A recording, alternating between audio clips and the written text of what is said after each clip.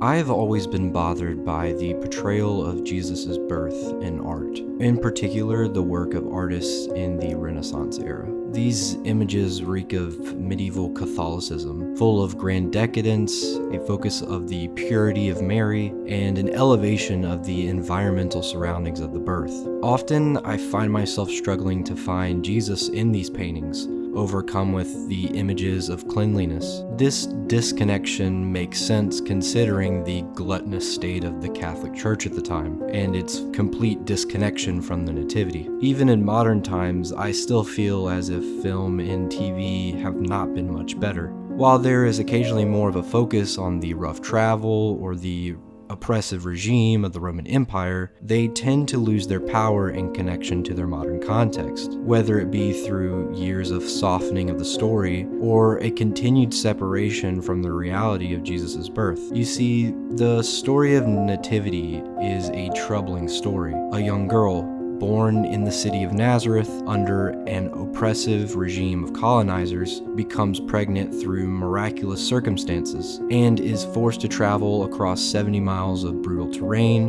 while carrying a child. All of this because her husband was told to move by this empire, and on arrival is only able to give birth in a barn alone. And after hearing of this birth, Herod, the ruler of Judea, had his armies commit mass genocide of children just to kill the mere idea of this child, forcing a young mother and father on the run as refugees to Egypt. The great Savior in the arms of a refugee from Nazareth, the holiest of holies, not only abides with the refugees, is a refugee.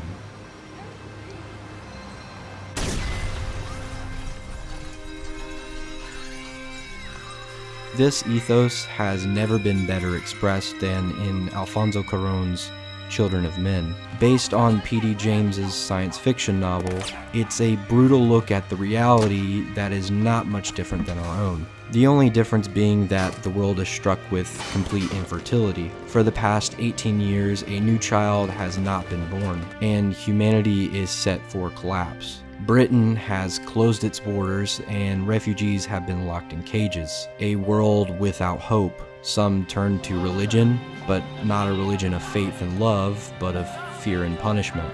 Images reminiscent of Bergman's Seventh Seal fill the screen, as death seems imminent. People like our protagonist, Theo, a once fearless fighter for freedom, cut down by the loss of his own child, pushing him to become bitter and apathetic towards the world.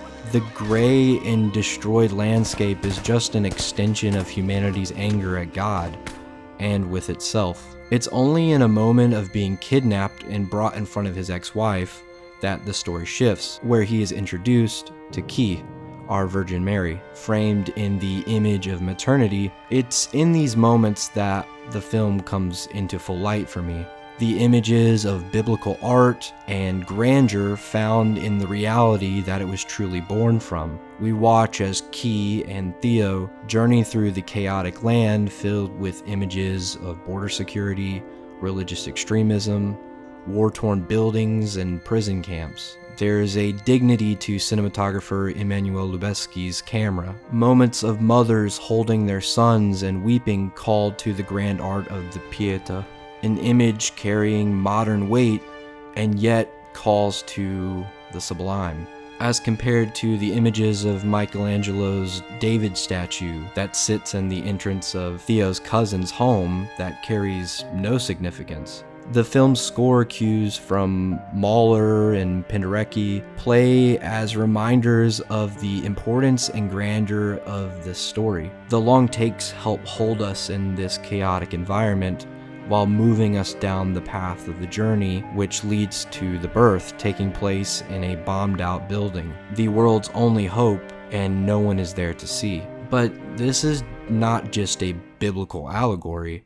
This is a modern reality. These images that have been on my screen haunt me. And all through these images, all I can see is Mary, Joseph, and Jesus. In the eyes of every terrified mother, starving child, and heartbroken father. See, These are the real images of Christ. These are the images that Jesus was born out of. This is the pain and suffering he was born into as the hope for all. These images that will one day be glorified, sterilized, and removed from modern context to better serve an image of a comfortable ruling empire. This is what Alfonso Cuarón understands. He understands the reality of the past, present, and the future. These bleak ideas and thoughts that can leave many of us hopeless or even apathetic like Theo, with no tangible hope for the future, lost in grief and anguish that has led to years of ironic detachment. Many have used this irony back on the system. For years it has been a relief for many of the